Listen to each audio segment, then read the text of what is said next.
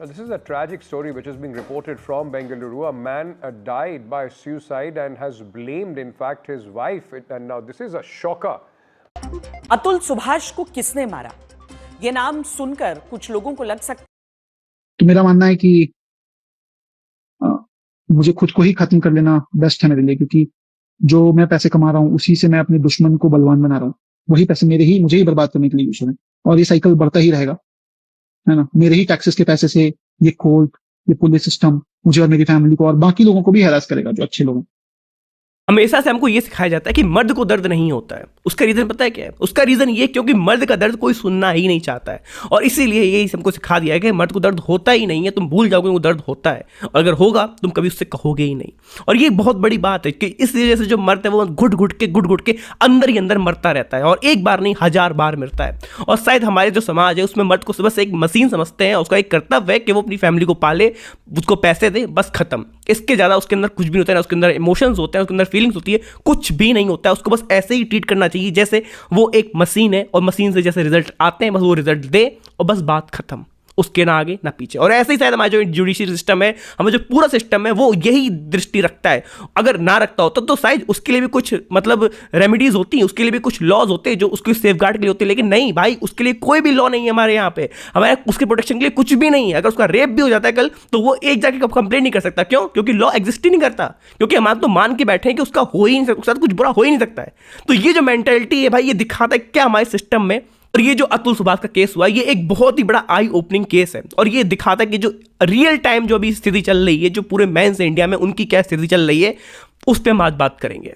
तो जो last word थे अतुल सुभाष के, वो ये थे, जस्टिस इज ड्यू। मतलब जस्टिस अभी बाकी है, और सिर्फ उनके लिए नहीं, 1000 लोगों के लिए भी जस्टिस बाकी है। और ये जस्टिस तब तक नहीं मिलेगा जब तक सारे लोग साथ में नहीं आएंगे।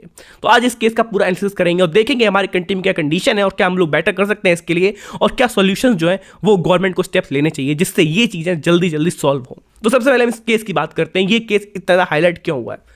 अब बात करते हैं अतुल सुभाष की। अतुल सुभाष की जो शादी है वो 2019 में होती है, और चीज़ें मतलब काफ़ी टाइम तक बहुत अच्छी नहीं चलती हैं, क्योंकि 2022 में ही उनका एक ऊपर पहला केस हो जाता है। और वो केस होता है कि जब उनकी फादर की डेथ हो जाती है, तो जो उनकी वाइफ है वो केस लगाती है कि उन्होंने डॉरी मांगी, इस वजह से जो उनके फादर को अटैक आ गया, इस वजह से उनकी डेथ हो जाती है। और चीज़ें फिर वहाँ पर और ज़्यादा खराब होती हैं जब वो उनसे मतलब अननेचुरल सेक्स के भी जो है आरोप लगती हैं, और बहुत सारे जितने भी केसेस आते हैं वो सारे लगते चले जाते हैं।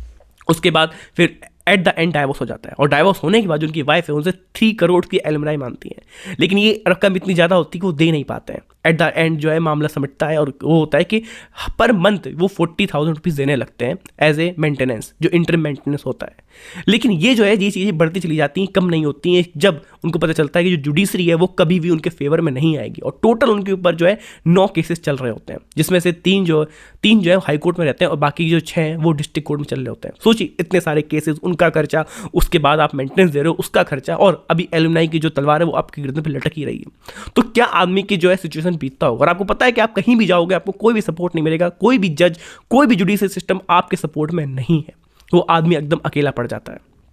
और ये जो है ये किस्सा तब तक चलता रहेगा जब तक वो जिंदा रहेंगे। तो एट द एंड उनके पास एक ही जो उपचार बचता है वो है कि वो सुसाइड कर लें। शायद उन्होंने फिर यही ऑप्शन जो है वो चूज़ किया।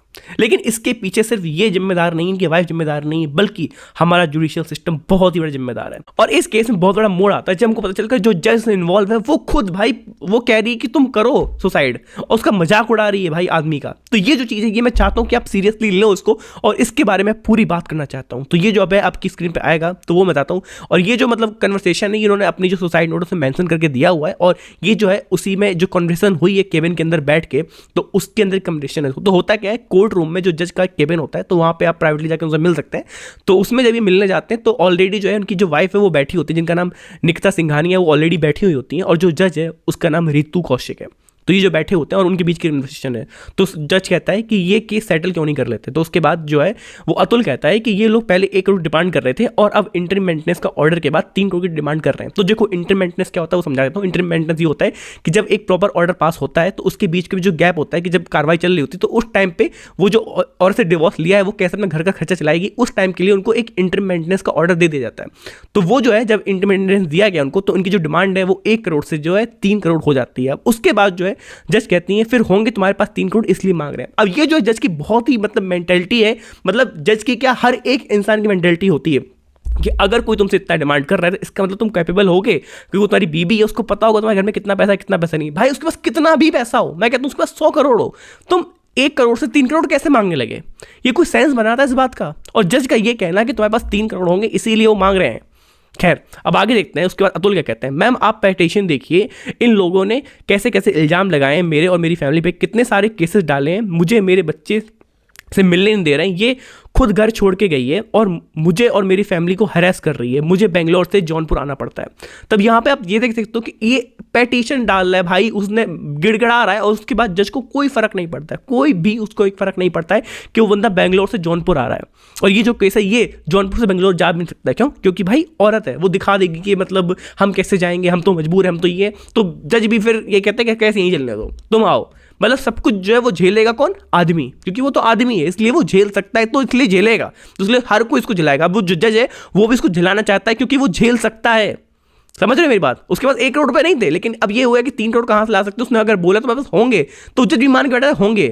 तो ये जो मेंटेलिटी इतनी ज्यादा खराब है और ये आदमी को निचोड़ के रख देती है। अब उसके बाद जो है जज कहता है तो क्या हुआ, केस डाल दिया तो तुम्हारी पत्नी है, वाह अब तो डाइवोर्स हो गया ना, अब तो भाई डाइवोर्स की बात चल रही है तो पत्नी नहीं है, तो अब वो केस डाल रही, डाइवोर्स हो गया, तो उसको इतनी लाइटली ले रहे हैं कि आदमी के ऊपर कुछ फर्क ही नहीं पड़ता है। वो मान के बैठी है जज कि आदमी के ऊपर कोई फर्क नहीं पड़ता, उसके पास केस चल रहा है, उसका रुपया जा रहा है, कुछ भी जो है चल रहा है उस पर फर्क नहीं पड़ता है। उसके बाद ये कहता है मैम अगर आप एनसीआरबी का डाटा देखो तो लाखों आदमी सुसाइड कर रहे हैं फॉल्स केसेस की वजह से, और ये बात एकदम सच है। मतलब लाखों नहीं, पता नहीं कितने लोग भाई सुसाइड कर रहे हैं, और मोस्टली जो डोमेस्टिक वायलेंस के केसेस होते हैं या जितने भी ये सुसाइड केस होते हैं उसमें अब मेंस का नंबर बढ़ता चला जा रहा है। क्यों? क्योंकि मेंस के पास कोई ऑप्शन नहीं है। मेंस क्या करे अगर सुसाइड ना करे? तो वो कोर्ट के पास जाता है, कोर्ट में ऐसे जज बैठे होते हैं जो उनका मजाक उड़ाते हैं, जो उनकी प्रॉब्लम नहीं सुनते हैं। वो पुलिस के पास जाता है, पुलिस उसके अंदर डाल देगी कि भाई तूने कुछ किया होगा। वो फैमिली के पास जाएगा, फैमिली कहेंगे बताओ एक औरत को समझ पा रहे हो, तो आदमी जाए तो जाए कहाँ? तो यही एक रीजन है कि जो एनसीआरबी के डाटा में इतने ज़्यादा रेट बढ़ रहे हैं, उसका यही रीजन है कि जो है आदमी के पास सुसाइड करने के अलावा कोई भी ऑप्शन नहीं बचता है। अब उसके बाद बात करते हैं, निकिता सिंघानिया कहती है उसकी बीवी है तो तुम भी सुसाइड क्यों नहीं कर लेते हैं? किस्सा खत्म भाई, सिंपल सॉर्ट सोल्यूशन दे दिया उसकी बीवी ने, तुम भी सुसाइड कर लो, किस्सा खत्म कर दो, क्योंकि उसके बाद तो प्रॉपर्टी और भी मिलने वाली है। चलो आगे देखते हैं। अब जज जो है वो हंसती हैं और कहती हैं ask my wife to go outside. ठीक है, तो इसकी जो वाइफ है उनसे कहती है कि आप बाहर चले जाइए। उसके बाद जज कहती हैं ये केस सब झूठे होते हैं, ऐसा ही होता है, तुम अपने और अपनी फैमिली के बारे में सोचो, ये केस सेटल कर लो, हम तुम्हारी हेल्प करेंगे। अब यहाँ पे जो है उनका इंटेंशन अभी क्लियर नहीं है, अभी आगे जाके पूरा क्लियर हो जाएगा क्या इंटेंशन है। ठीक है मैम आप सजेस्ट करो, लेकिन मेरे पास इतने पैसे नहीं हैं। तो जस्ट कहती है हम एडजस्ट कराएंगे, मैं 5 लाख लूँगी और मैं सेटल करा दूंगी, इस कोर्ट में सब सेटल हो जाएगा, बहुत ही रीजनेबल अमाउंट है, इतना पैसा कमाते हो तुम। निकिता भी एडजस्ट करेगी, नहीं तो जीवन भर तुम और तुम्हारे माँ बाप कोर्ट और कचहरी के चक्कर काटते रहना। उसके बाद जो है अतुल कहता है मैम मेरे पास इतने पैसे नहीं हैं, हमारे पास सारे एविडेंसेस हैं, मेरी वाइफ का क्रॉस एग्जामिनेशन में कितनी बातें निकल के आई हैं, आप हमारे केस मेरिट पे सुनो। अब यहाँ पे ये बंदा थोड़ा सा सोच रहा था कि शायद इंडियन जुडिशरी सिस्टम में कोई स्पाइन बच्ची हो, कोई सुनने वाला हो, लेकिन उसको पता नहीं है भाई यहाँ आदमी की तो कोई भी नहीं सुनता है, चाहे वो कितना सच्चा हो, चाहे वो उसने कितना प्रोसिक्यूट किया गया हो, चाहे कुछ भी हो, आदमी हो तो तुम्हारी कोई भी बात नहीं सुनेगा। और यहाँ पे ये फंस गया। उसके बाद फिर जज कहती हैं ठीक है तुम्हारा केस हम मेरिट पे ही सुनेंगे, तुम बाहर जाओ। इसके बाद जो निशा सिंघानिया है जिसकी वाइफ है वो कहती है अरे तुम अभी तक सुसाइड नहीं किए, मुझे लगा आज तुम्हारे सुसाइड की खबर आएगी, उस दिन जज को सुसाइड करोगे बोले तो तुम। ओके ये कोई फिर नेक्स्ट अलग डे की फिर ये बात है जो instance 2 of instigation for suicide. उसके बाद अतुल कहता है मैं मर गया तुम लोगों की पार्टी कैसे चलेगी? ठीक है, उसके बाद निशा सिंघानिया कहती है तब भी चलेगी, तुम्हारा बाप देगा पैसे, पति के मरने पे सब वाइफ का होता है, तेरे मरने के बाद तेरे माँ बाप जल्दी ही मरेंगे। फिर उसने भी यार मतलब मैं पढ़ नहीं पा रहा हूँ, मतलब जो इस लेवल की जो ये होती है ना ये चीज़ नफ़रत, या जो तुम कह सकते हो इसको तुम पढ़ भी नहीं सकते हो ऐसे, और ये चीज़ें हुई होंगी। मतलब मैं 100% श्योर नहीं हुई, होना भी नहीं चाहिए, थोड़ा एक वो रहती है चीज़ें, लेकिन जिस हिसाब से भाई इसने वीडियो डाली थी उसकी तुम वीडियो देखोगे सारी चीज़ें को तुमको मानोगे कि हाँ भाई चीज़ें हुई हैं, और चीज़ें लिटरली में हुई हैं यार, क्योंकि मैंने खुद कोर्ट में जाकर चीज़ें देखी हुई हैं।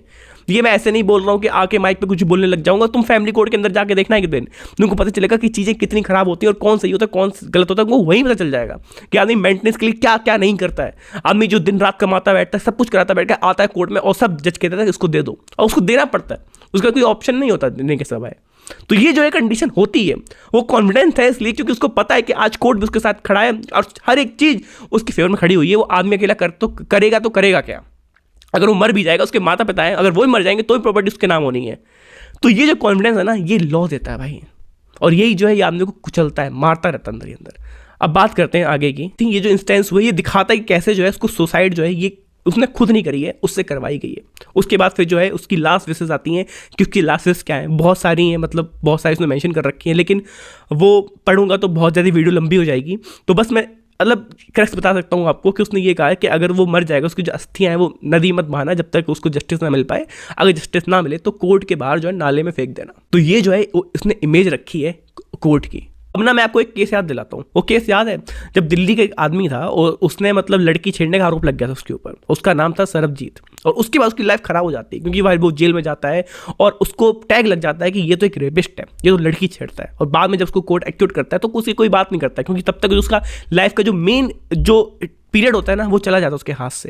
और अपनी लाइफ के 3-4 साल जो है वेस्ट कर देना सिर्फ एक झूठे केस में। बताता है कि हमारे देश की कंडीशन क्या है, कि अगर लड़की अगर एक बार तुम पे उंगली उठा देती है और कह देती है कि ये मेरे साथ ये कर रहा है, तो उसके बाद लड़की की जिंदगी तबाह हो जाती है। सुनने वाला कोई भी नहीं होता। पुलिस सीधे घर पे आती, उठा के लेके चली जाती है, उसके बाद करवाई होती रहती है। बाद में पता चलेगा कि इनोसेंट है, क्या है क्या नहीं, वो अलग की बात है। और जो लड़की होती है दूसरी साइड, वो आराम से चिल कर रही होती है क्योंकि उसके ऊपर कुछ भी नहीं होता है। और यही इस केस में हुआ है। इस केस में हमको सब कुछ पता चल गया है कि कैसे उसने सुसाइड करी है, क्या क्या उसके ऊपर बीतती है, सारी चीजें पता है। लेकिन आज भी जो उसकी वाइफ है वो आराम से बैठी होगी, उसको पुलिस पकड़ने नहीं आएगी। लेकिन अगर केस उल्टा कर दो, अगर जो वाइफ है अगर वो मर जाती और हस्बैंड को उठा के ले जाते, तुरंत 1 घंटे के अंदर उठा के ले जाते, पूछते भी तुमने किया है कि क्या नहीं किया है, तुम इन्वॉल्व हो कि नहीं इन्वॉल्व हो। तो ये हमारी सोसाइटी दिखाती है कि जो आदमी है उसको इंसान तक माना नहीं जाता है, उसको हैवान माना जाता है कि अगर कोई गलती करी है तो इसी हैवान ने करी होगी, इसको पहले उठाओ, बाकी बातें हम बाद में देखेंगे। तुमने एक सरबजीत का केस सुना है, लेकिन आज भी पता नहीं कितने सारे सरबजीत बैठे हुए जेल के अंदर सड़ रहे हैं। उनको पता भी नहीं वो बाहर निकल पाएंगे कि नहीं भी निकल पाएंगे, क्योंकि एक बार अंदर आदमी चला तो जाता है लेकिन बाहर आना बहुत ही ज़्यादा मुश्किल होता है और उसकी लाइफ ऐसी ही है जो है हेल बन जाती है। और ये जो केसेस है बहुत ज़्यादा बढ़ रहे हैं, चाहे वो रेप के एलिगेशन हो, चाहे वो डॉरी के एलिगेशन हो, जितने भी केसेस है बहुत ज़्यादा बढ़ रहे हैं। और ये मैं नहीं कर रहा हूँ, ये खुद सुप्रीम कोर्ट कह रहा है कि ऐसे केसेस अब बहुत ज़्यादा बढ़ रहे हैं, इनके लिए हमें कुछ ना कुछ एक्शंस लेना चाहिए। और कुछ एक्शंस होते भी हैं। तो उसमें जो है अगर कोई लड़की जो है वो पकड़ जाती है कि हाँ उसने झूठी जो है गवाही दी है या उसने झूठा केस लगाया, तो उसकी ज़्यादा सज़ा नहीं होती, सिर्फ 1 या 2 महीने की होती है। लेकिन अगर लड़के को वो झूठा फंस जाता है तो उसकी पूरी ज़िंदगी चली जाती है। तो डिफरेंस जो है वो बहुत ही ज़्यादा बड़ा है। अब एक बार बात करते हैं कि आपने सोचा होगा कि आदमी लड़कियों के लिए कितने सारे जो है उनके लिए कानून बने हुए। अगर एक बार आप गूगल करोगे आपको लिस्ट आ जाएगी कि उनके पास डॉरी के लिए भी कानून है, उनके लिए वर्क प्लेस के लिए भी कानून है, उनके लिए डोमेस्टिक वायलेंस के लिए भी कानून है, हर एक चीज़ के लिए उनके लिए कानून है। लेकिन जब आप सर्च करोगे कि मेंस के लिए क्या है, तो मेंस के लिए कुछ भी नहीं है। मेंस के लिए सब तुमको मिलेगा कॉन्स्टिट्यूशन में आर्टिकल 21, बस उसके अलावा कुछ भी नहीं। और वो एक बेसिक का आर्टिकल है जो मैन और वुमेन जो दोनों के लिए यूज होता है, कुछ स्पेसिफिक मैन के लिए है ही नहीं। अगर आदमी के साथ डोमेस्टिक वायलेंस होता है तो वो कुछ भी नहीं कर सकता है, तो वो बस बैठा रह सकता है, वो रिपोर्ट भी जाके नहीं करा सकता कि मेरे साथ डोमेस्टिक वायलेंस हो रहा है। लेकिन अगर औरत के साथ होता है डोमेस्टिक वायलेंस, उसके लिए हेल्पलाइन नंबर भी है, उसके लिए लॉ भी है, उसके लिए सब कुछ है। उसके लिए पुलिस भी घर पे आ जाएगी, उठा के तुमको ले भी जाएगी, तुमको भी ले जाएगी, तुम्हारे पेरेंट्स को भी ले जाएगी। तो ये जो पैरिटी आप समझ सकते हो कि क्या किस हद तक है। और जब आईपीसी थी तो हमको लगा था कि इस बारी जो गवर्नमेंट है, पिछली गवर्नमेंट थी, उन्होंने ये सब किया। वो जो आने वाली गवर्नमेंट है वो इसके ऊपर कुछ अच्छा काम करेंगे। लेकिन आने वाली गवर्नमेंट जो भाजपा गवर्नमेंट, उसमें कुछ खास चेंज नहीं है। जो नया जो लॉ आया है उसके अंदर भी कुछ तुमको कानून के कुछ भी सेफ्टी नहीं मिले हैं। और ये जो कानून मुझे लगता है कि भाई जेंडर न्यूट्रल होने चाहिए। जेंडर न्यूट्रल वो कानून होते हैं जिसमें जेंडर नहीं देखा जाता। अगर डोमेस्टिक वायलेंस हो रहा है तो सिर्फ ये नहीं मानो कि वो औरत के ऊपर ही हो रहा है, वो आदमी के ऊपर क्यों नहीं हो सकता है। तो ऐसे जो कानून है, जो रेप के कानून है, जो ये कानून, भाई उनको तुम जेंडर न्यूट्रल क्यों नहीं बना रहे हो। और ये बहुत ही बड़ा क्वेश्चन है। और ये मैं क्वेश्चन हर एक नागरिक से करता हूँ कि ये जो चीज़ है ना, ये तुम्हारे साथ भी हो सकती है, ये किसी के साथ भी हो सकती है। तब तुम क्या करोगे, तब तुम किसी से कहोगे। तो ये समय रहते तुम उसके लिए आवाज़ उठा लो कि अगर कल के तुम्हारे लिए कुछ ऐसा हो जाए तो कुछ तो हो। अगर तुम आज के लिए आवाज़ नहीं उठाओगे और कल को तुम्हारे लिए होगा तो तुम कहाँ जाओगे। तुमने कभी सोचा ही बात के लिए। अगर कोई कल तुम्हारे केस कर देता है तो तुम कहाँ जाओगे अपना मुंह लेके, तुम कहीं नहीं जा पाओगे भाई। अगर तुम किसी दूसरे के लिए आवाज़ नहीं उठा सकते हो, तुम अपने लिए भी फिर कुछ नहीं कर पाओगे। तो यही टाइम है, तुम अपने लिए आवाज़ उठाओ। तुम कहो कि तुमको ये लॉ चाहिए, तुमको ये जो कानून है वो जेंडर न्यूट्रल होने चाहिए। हमको भी डोमेस्टिक वायलेंस अगर हमारे साथ होता है तो हम भी आवाज़ उठा सकें। हमारे साथ रेप हो रहा है तो हम भी बोल सकें। आखिर क्यों नहीं भाई, आखिर क्यों नहीं? आखिर जो एक आदमी वो एक इंसान नहीं है, उसको दर्द नहीं होता, उसकी फीलिंग्स नहीं है? तो ये कब तक चलता रहे, ये देखने की बहुत ही ज्यादा जरूरत है। और मुझे लगता है कि मैं कहता नहीं कि वीडियो को शेयर करो, कुछ भी करो, बट इस वीडियोस को अगर किसी की भी, मेरी नहीं किसी की भी है, हर किसी को पता करना चाहिए। और ये गवर्नमेंट के लिए एक इंपॉर्टेंट इशू बनना चाहिए कि मेंस की जो राइट्स हैं वो भी मैटर करते हैं, मेंस की लाइफ भी मैटर करती है। तो this is all from my side. और मुझे लगता है कि इस केस को देखने के बाद आपको समझ में आना चाहिए कि मेंस के राइट कितने ज़्यादा जरूरी होते हैं और मेंस की मेंटल हेल्थ भी कितनी ज़्यादा जरूरी होती है। गवर्नमेंट तो सुनेगी नहीं, तो हम ही को जो है उनको सुनाना पड़ेगा। जय हिंद, जय भारत।